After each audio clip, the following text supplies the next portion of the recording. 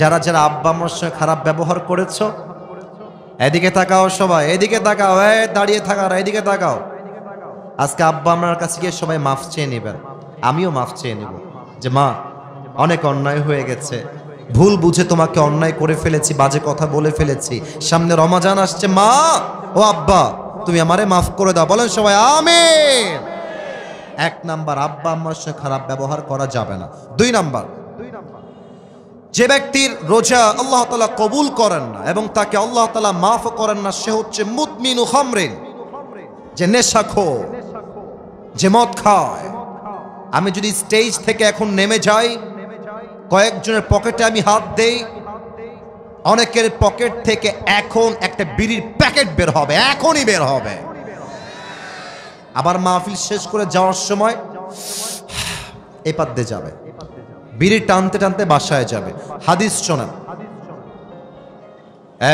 ডানে আওয়াজ না, একদম চুপচাপ, ওই কন্ট্রোল করো। ভলান্টিয়ার্স গো ব্যাক, ওদিকে যাও, পিচ্ছি দিকে কন্ট্রোল করবা। এদিকে সবাই লুক এট মাই ফেস, এদিকে ভাই, ওদিকে কিছু নাই, এদিকে। হাদিস শোনেন, ইদা শারিবাল খামর ফাজলিদুহু, আল্লাহর হাবিব বলেছেন যদি কেউ মদ পান করে ফ্লগ হিম, তাকে ব্যাট দিয়ে আঘাত করো। If he becomes intoxicated again, fajliduhu, flog him again. আল্লাহর হাবিব বলেছেন যদি আবার সে মদ পান করে আবার ব্যত্রাঘাত করো, যদি আবার করে আবার ব্যত্রাঘাত করো, যদি সে চারবার এসে আবার মদ পান করে ফadribu উনকাহু, behead him. আল্লাহর হাবিব বলেছেন যে চারবার মদ পান করবে তাকে এক কোপ দিয়ে তার কল্লা আলাদা করে দাও। আল্লাহু আকবার, কি কড়া বিধান শাস্তির।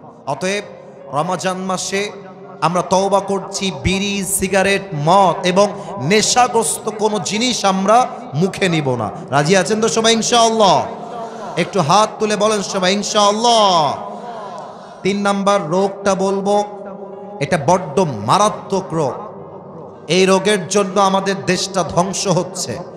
এই রোগটা হলো হিংসার রোগ।